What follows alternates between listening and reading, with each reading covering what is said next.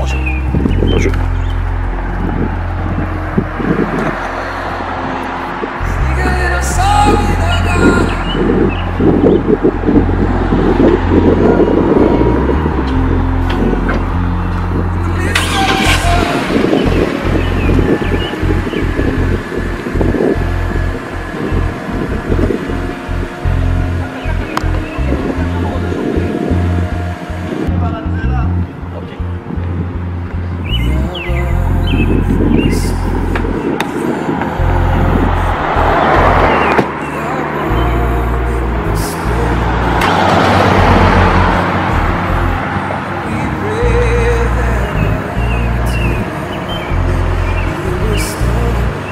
Là, nous nous préparons pour le mission. On va aller rencontrer le Merci à vous.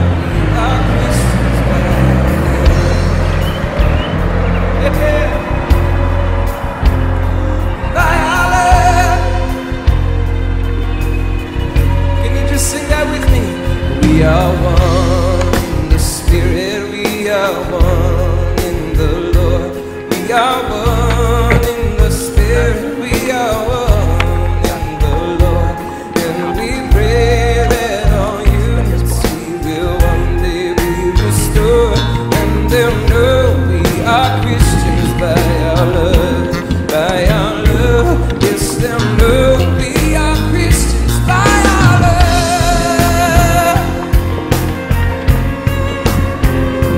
Make us one, oh God. Make us one, oh God.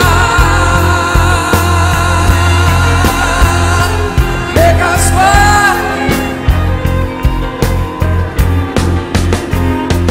We will walk with each other. We will walk hand in hand. We will walk with each other. Quand vous comprendrez que le 2 juin, M. Katumbi a déposé auprès du comité des Nations Unies, du comité des droits de l'homme des Nations Unies, la plainte contre le régime Kabila qui empêche M. Katumbi de rentrer au pays et de présenter sa candidature. Vous comprenez que cette plainte démontre clairement qu'il y a l'injustice au pays. Et cette plainte dénonce les injustices contre M. Katumbi. Cette plainte dénonce le procès bidon, cette mascarade, cette parodie de justice au niveau du Congo. Et nous pensons que cette plainte aura un impact sérieux sur le processus démocratique au niveau du pays. De sanctions ciblées de l'Union européenne s'avérait très négatif pour les autorités congolaises qui, d'une manière générale, se verront privées le voyage au niveau de l'espace Schengen, de l'espace de l'Union européenne, et non seulement ça, leurs avoirs sont gelés aussi. Cela constitue une leçon pour eux, une façon de comprendre qu'ils doivent libérer la démocratie, ils doivent libérer l'espace politique pour que le Congolais puisse bénéficier des élections libres, transparentes et démocratiques. Merci. J'accorde beaucoup de chance aux démarches de l'opposition, précisément le rassemblement, qui est dirigé par M. Félix Tshisekedi.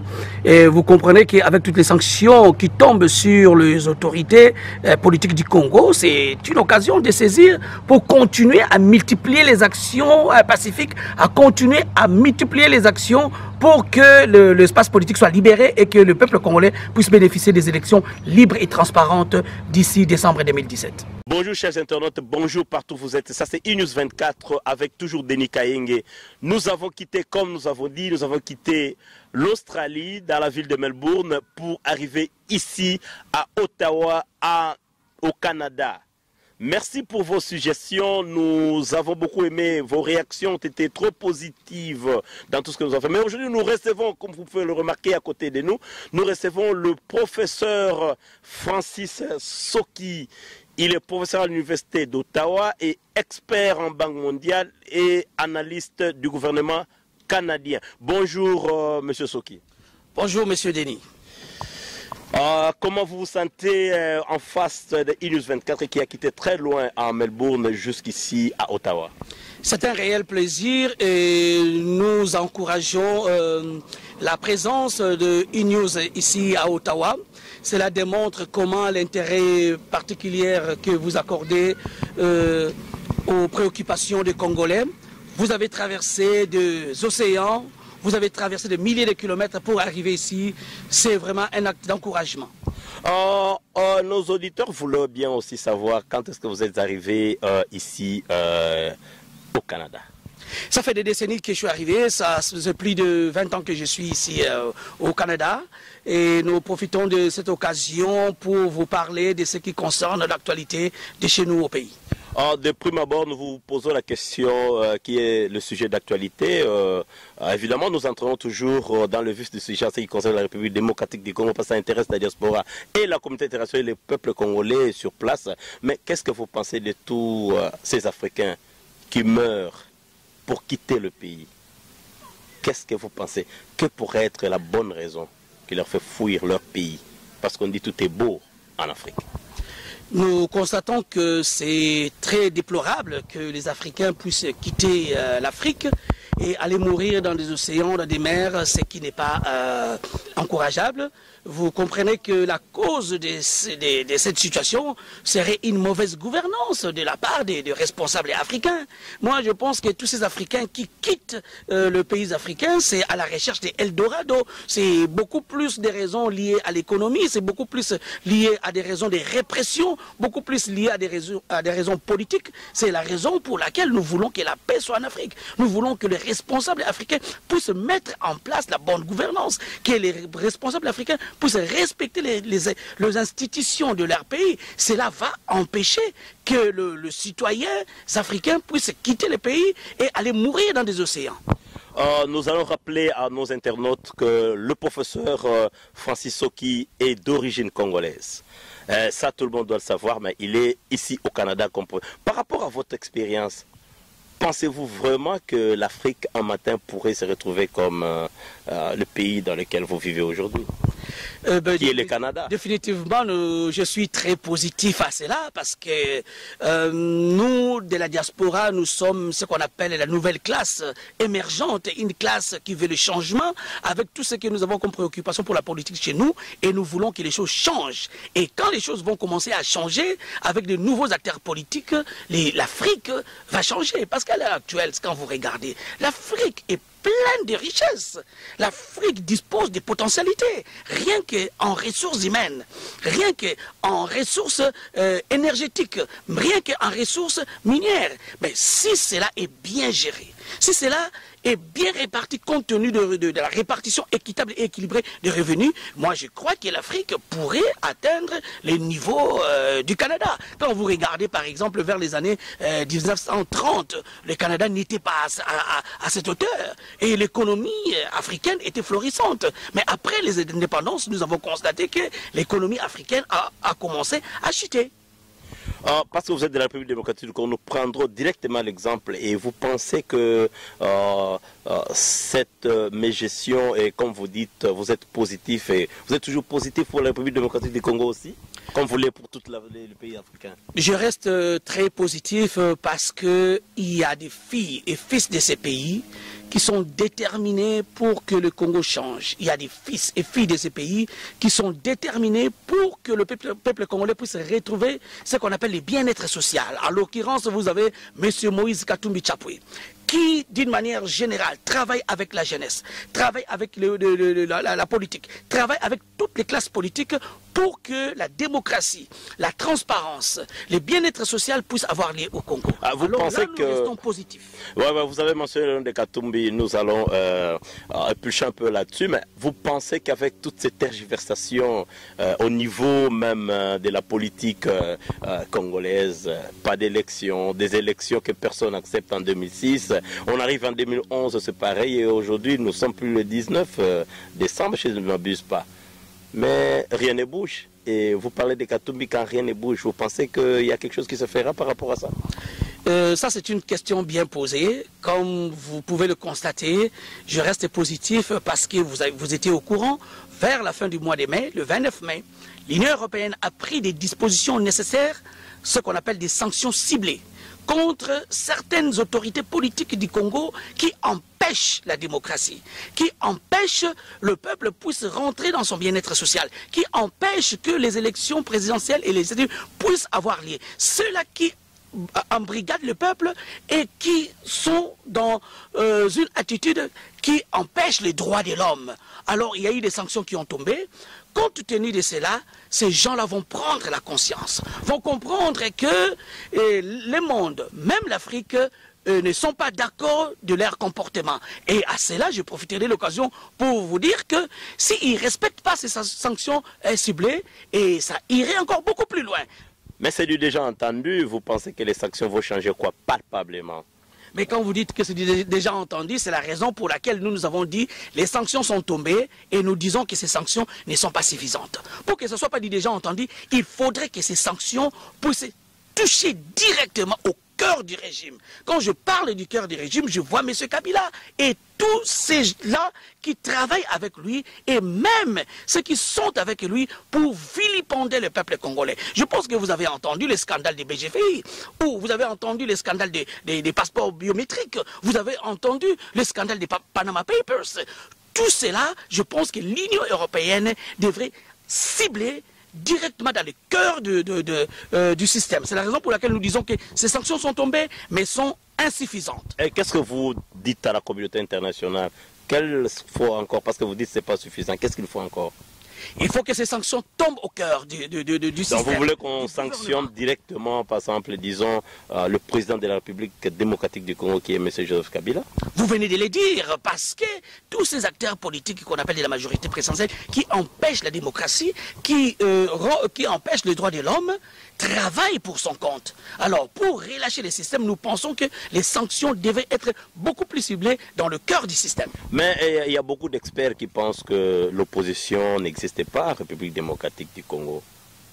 Quelle sera votre moi, réaction? je pense que c'est une rumeur. Une rumeur. On a débauché plusieurs de ces acteurs de l'opposition. On l'a beaucoup débauché. Aujourd'hui, nous avons Chibala qui vient d'être débauché. On a connu Sami Badibanga, donc pratiquement il y a Kamere, et vous dites que l'opposition existait toujours. Mais ça, et demain, ça pourrait être Félix.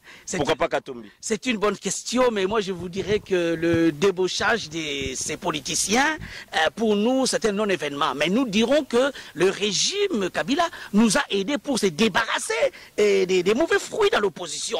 Vous savez, être dans une opposition, c'est l'idéologie. Être dans une opposition, c'est avoir une vision, avoir une perception du changement. Et quand vous avez une perception du changement liée au ventre, là, ça pose un problème. Alors, moi, je dirais que ce n'est pas un débauchage. C'est juste les gens qui sont venus au mangeoire et qui ont eu l'opportunité. C'est pourquoi ils sont partis. C'est la raison pour laquelle j'avais dit la nomination de M. Sami Badibanga, c'est non-événement.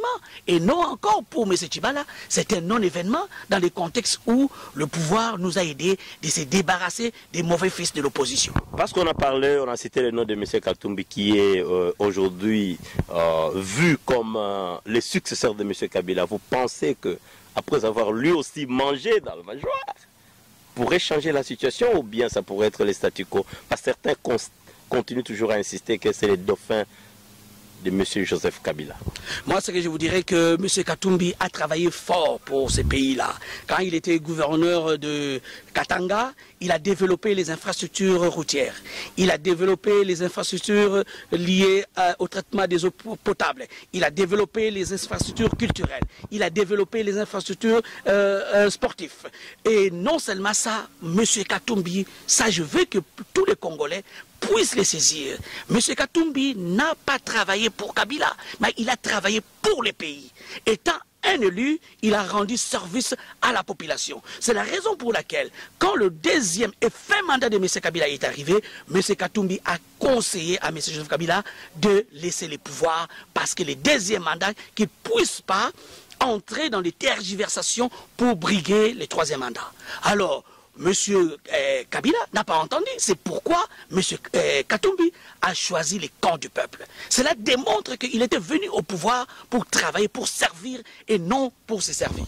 Mais finalement, il est aussi imbibé un peu dans ce qu'on appelle communément les affaires. Il est lié dans une vente de maisons et il a été aussi... Il a trafiqué les mercenaires et vous pensez qu'avec ces sanctions, vous voulez avoir un candidat qui est finalement un prisonnier politique qui a plus, bon, je dirais politique aujourd'hui, mais qui est prisonnier en fuite, en cabale. Définitivement, c'est ce que nous dénonçons, la manigance du pouvoir. Un adversaire politique, un candidat aux élections présidentielles, là on doit exhumer un grec pour essayer de nuire à un candidat aux élections présidentielles. Mais comment vous pensez, comment il va? C'est vraiment comme... c'est de la mascarade. Les procès contre Katumbi. Et je vous rassure, M. Katumbi rentrera au pays. Dès que la liste des dates sur les élections présidentielles seront confirmées par la CENI, M. Katumbi rentrera au pays. Et son retour est imminent. Il ne serait pas un candidat à la présidence en cavale. Il ne serait pas un candidat à la présidence en exil. Mais il serait au pays, il rentrera parce qu'il n'a peur de rien. Vous avez constaté, il a déposé une plainte contre les autorités de régime de Kinshasa. C'est là où on voulait en venir. En fait. Il se prépare, il veut épuiser tous les recours possibles pour rentrer au pays. C'est la raison pour laquelle nous remercions encore de nouveau l'Union européenne pour les sanctions. Nous remercions encore les États-Unis pour les sanctions, de manière que le régime puisse laisser l'espace politique libre, qu'on puisse permettre qu'il y ait les élections, parce que le peuple congolais a besoin de voter. Vous comprenez, monsieur le journaliste, monsieur Denis, le Sénat a expiré, est hors mandat. L'Assemblée nationale est hors mandat. La présidence est hors mandat. Le peuple n'a pas un élu au pouvoir. Nous sommes maintenant dans un régime du désordre. Nous sommes dans un régime qui dirige par défi. Ça prend des élections présidentielles et législatives. Et M. Katumbi se prépare pour les élections. M. Katumbi, c'est un candidat déclaré qui vient pour sauver le peuple congolais. Voilà ce que je voulais vous dire. Mais quel est le mécanisme que vous mettez en place pour que Katumbi puisse rentrer si aujourd'hui les caciques du pouvoir, même s'il y a sanctions, ils décident, ils disent non, je me rappelle bien, il y a M. Tambo Mwamba Alexis, qui est le ministre de la Justice, qui a dit, il vient ici, il sera entendu et sera d'abord emprisonné automatiquement. Quel est le mécanisme mis en place? Bon, vous l'avez bien dit, nous, on ne se donne pas au folklore. Ça, c'est du folklore qui ne concerne pas M. Katumbi. C'est que nous savons que les accords du 31 décembre 2016 doivent être respectés. Il faut que cet accord de Saint-Sylvestre doit respecter. C'est le cadre qui régit maintenant le Congo. Nous sommes dans un régime spécial. Lui-même, M. Tambo Mwamba, il est dans un gouvernement qui est illégal parce que ce n'est pas un gouvernement issu des accords du 31 décembre 2016. Et ce que nous faisons pour répondre à votre question, les rassemblements dirigés par M. Félix Tshilombo travaillent. M. Katumbi rencontre à l'extérieur le chef de gouvernement pour parler du Congo, pour parler de la misère du peuple congolais, pour parler de l'injustice au Congo, pour parler aussi de la violation des droits de l'homme au Congo. Ce sont les actions qui se prennent pour que les choses changent et que nous ayons des élections libres, transparentes et démocratiques au pays. Merci pour avoir dit ça, mais du moins il y a aussi la réalité congolaise au niveau de la politique. Qu'est-ce que vous pensez si tout va bien, Katumbi rentre?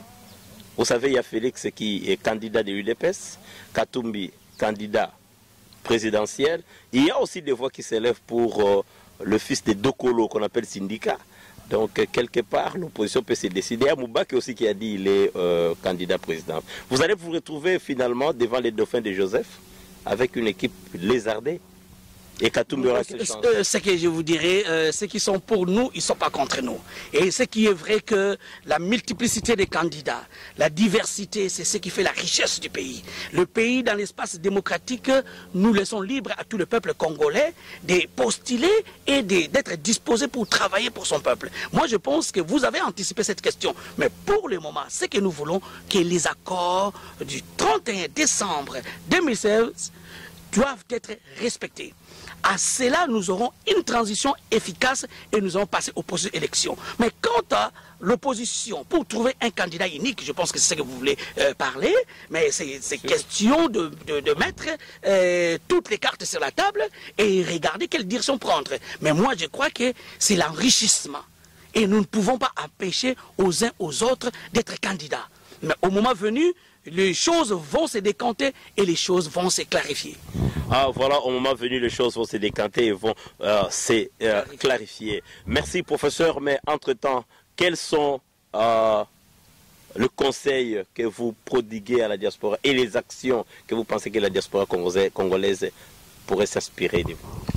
Nous demandons à la diaspora congolaise de continuer à s'impliquer à la politique. Et nous voulons que vous soyez un peu pragmatique. Ce qui est vrai, d'une manière générale, tout d'abord, il faut rencontrer vos députés et parler de votre pays. Et rencontrer les lobbyistes ici en Occident. Comme vous savez, par exemple, ici au Canada, il y a les entreprises minières qui sont au Congo qui travaillent. Alors pourquoi ne pas parler avec le gouvernement du Canada pour qu'il y ait la paix? Et cela serait ce qu'on appelle win-win en anglais. Cela veut dire que les entreprises canadiennes vont travailler dans la paix. Quand vous venez aussi en Australie, les entreprises australiennes, si par exemple il y a la paix au Congo, s'il y a un gouvernement responsable dirigé par des personnalités comme Moïse Katumbi Chapwe, et je crois que cela va permettre au peuple congolais de trouver sa potentialité, de trouver son bien-être social. Vous comprenez qu'aujourd'hui, Monsieur Denis, le pays est dans les gouffres. Ça, c'est très important. Alors, à la diaspora, nous devons nous impliquer et que ce pays nous aide pour qu'il y ait la paix chez nous. Que ce pays puisse nous aider pour qu'il y ait l'état des droits chez nous. Que ce pays puisse nous aider, que M. Moïse Katumbi puisse rentrer au pays en homme libre, qu'il puisse rentrer et poser sa candidature aux élections présidentielles. Que ce pays puisse nous aider, que M. Kabila puisse respecter les accords. Voilà au moins ce que nous pouvons dire à la diaspora. Et non seulement ça aussi, la diaspora ici au pays devait aussi s'intégrer. Dans l'intégration, nous voyons l'apprentissage, l'éducation, la formation. Et nous, si nous sommes arrivés là où nous sommes aujourd'hui, parce que nous avons continué la formation. Il y a la formation continue. Et c'est ce que nous encourageons à la diaspora et de travailler. Non seulement ça, comme vous avez dit, d'être pragmatique, de créer même des entreprises aussi. Qu'il y ait des investisseurs parmi la diaspora, qu'il y ait ceux-là qui vont amener ce qu'on appelle l'investissement étranger ou des capitaux nationaux chez nous au pays, créer des entreprises. C'est ce que nous allons conseiller concrètement à la diaspora congolaise. Merci. Qu'est-ce que vous dites à la population congolaise que vous pensez que leur sauveur c'est Katumbi? Qu'est-ce que vous leur dites? Et si vous avez le message de M. Katumbi, ça nous ne savons pas. Qu'est-ce que vous dites à la population congolaise qui vous entend et qui vous entendra aujourd'hui et à nos internautes dans E-News 24? Ce que je dis à la population congolaise de demeurer dans l'espoir, car l'espoir fait vivre. Et nous croyons à la jeunesse congolaise. La jeunesse, c'est l'avenir. La jeunesse, c'est l'espoir de demain. Et nous croyons que les régimes en place qui est en train d'accabler la population congolaise va lâcher parce que les sanctions tombent. Mais M. Katumbi travaille, il revient bientôt et son retour est imminent. Ce que j'ai dit à la population, le retour de M. Katumbi n'est pas hypothétique, mais c'est un retour imminent et il revient bientôt pour les élections présidentielles et il va gouverner, il va régner, il va diriger pour le bien-être social de notre peuple congolais où le PIB national va augmenter, les taux d'intérêt, le taux d'inflation va diminuer et non seulement ça, les revenus, les salaires sera pour tout le monde. Merci. E-News 24, toujours à Ottawa, au Canada, a reçu comme rappel le professeur Francis Soki, expert à la Banque mondiale et puis statisticien. Il est le analyste au gouvernement canadien, comme nous avons dit. Nous le remercions et nous vous disons tous merci d'être toujours branchés sur E-News 24 dans un clic à l'étranger. Nous avons quitté Melbourne juste par invitation du professeur Francis Soki, que nous remercions pour nous avoir reçus ici. Et nous laissons les mots de la fin à messieurs pour conclure cette émission. Quelle est cette confiance que vous donnez à monsieur Nanga, le président de la CENI, qui aujourd'hui a déjà amorcé le processus d'enrôlement, est-ce que vous avez confiance en Nanga? Personnellement, ça c'est mon point de vue, et je dirais c'est encore hypothétique. Monsieur Nanga, toutes ces démarches qu'il est en train de faire par rapport aux élections ne sont pas transparentes. Non seulement ça, au niveau même de la composition de son équipe, ça pose un problème. Il y a des membres de l'opposition qui devaient être dans son équipe pour que le contrôle soit démise, pour que l'on puisse voir un peu l'évolution nécessaire de ces processus. Mais toutes ces pratiques, ça ne marche pas. Regarde, jusqu'à aujourd'hui, on n'a pas encore le calendrier électoral. Nous sommes au mois de juin. Mais étant donné qu'il n'y a même pas les calendriers électoraux, lui, il continue l'enrôlement. Mais moi, je pense que la confiance ne serait pas démise avec M. Nanga. C'est la raison pour laquelle nous recommandons encore le respect de l'accord de Saint-Sylvestre qui recommande la révision de la CENI. Or, le point culminant, le point de chute, le point de départ, c'est le respect et l'application de l'accord de Saint-Sylvestre. Si l'accord de Saint-Sylvestre est appliqué, c'est à ce niveau-là que nous allons dire que nous avons une commission nationale réellement indépendante. Mais pour le moment, l'indépendance, nous n'en croyons pas. Donc, pratiquement, nous disons que nous allons vers un blocage. Donc, vous n'allez pas admettre ou accepter l'enrôlement à Iogar. Nous n'allons pas vers un blocage, mais les blocages existent parce que l'accord n'est pas encore appliqué.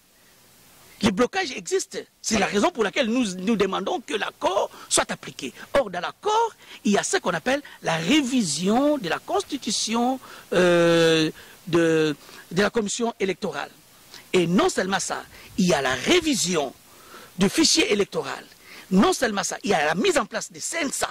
Non seulement ça, il y a aussi des mesures de décrispation qui jusqu'à date ne sont pas encore appliquées. Alors nous allons se rappeler que le professeur Francis Oki fut expert comme observateur des élections dans certains pays. Vous pouvez nous parler de votre expérience aussi? Personnellement, je suis un observateur international des élections et j'ai travaillé avec Élections Canada, j'ai travaillé avec MINISTA, qui est Mission des Nations Unies pour la stabilité en Haïti. J'ai mené plusieurs missions d'élections dans différents pays, au Sénégal, en Haïti, en Ukraine et dans certains pays africains aussi. Ce que je dirais, ce que je vois chez nous, je pense que le processus n'est pas encore transparent. Si nous appliquons les normes, les règles internationales liées aux élections, nous dirons que jusqu'à date, le Congo n'a pas encore des élections libres et transparentes. Bon, disons que les élections ne se fassent pas, pour ne pas être pessimiste. Quelle sera l'action de l'opposition? Vous l'avez si bien dit, la Constitution donne au peuple congolais les droits. Débarrer la route à toute personne qui prend le pouvoir par la force. À l'heure actuelle, le régime que nous avons au pays, c'est un régime dictatorial. Le régime que nous avons en place, c'est un régime hors mandat. Le président est hors mandat, le Sénat est hors mandat, et non seulement ça, l'Assemblée nationale est hors mandat. Ce qui est important, c'est appliquer l'accord qui nous amène dans un processus, dans un régime spécial. Si cela n'est pas respecté, le peuple va se donner les droits d'appliquer l'article 64. L'article 64 qui dit que le peuple doit récupérer des pouvoirs. Et ce que nous disons, d'ici 31 décembre 2017, s'il n'y a pas des élections, le peuple va se mettre dans la rue, le peuple qui a donné le pouvoir va récupérer le pouvoir, qu'on le veuille ou pas. De toutes les façons, si vous les regardez, même le président de la République, il travaille maintenant parce que l'accord lui a donné 1 an. Mais après le 31 décembre, quel serait son sort? C'est l'article 64 qui rentrerait en action. Quel sera son sort? Et c'est là où nous finissons pour le programme d'aujourd'hui. Nous remercions tous nos amis, nous remercions les amis restés en Australie. Merci d'avoir été avec nous. Merci, merci, nous remercions vous tous.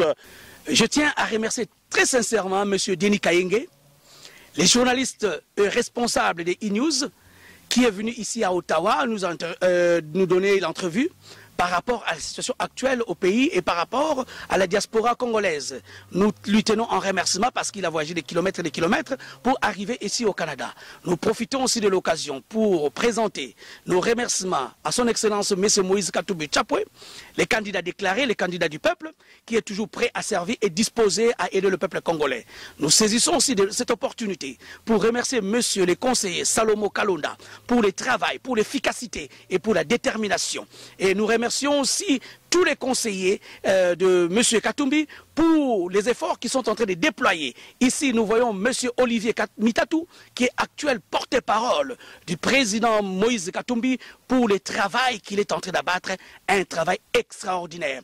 Pour le peuple congolais, nous vous disons, croyez à M. Moïse Katumbi. Croyez à tous ses collaborateurs. Nous remercions aussi M. Dokolo Syndicat qui est en train de travailler très fort pour le Congo. Mais ce que nous voulons dire, l'impossible n'est pas Katumbi. Je vous remercie. Merci pour ce qui nous avons reçu et merci toujours d'être là avec E-News 24. Nous remercions vous tous qui êtes en Australie, à Melbourne, sans oublier papa à Melbourne, Guylain Pia. Nous vous saluons à partir de l'Ottawa. Nous ne pensons pas que c'est pour la dernière fois que le professeur sera avec nous. Et c'est pas, comme on a dit, E-News 24, un clic à l'étranger. Nous vous disons bye.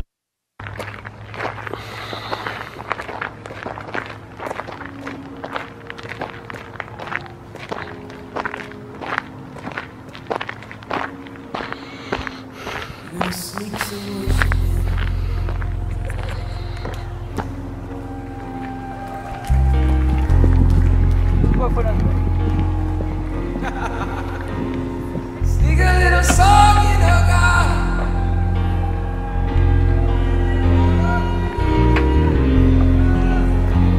In the midst of the storm.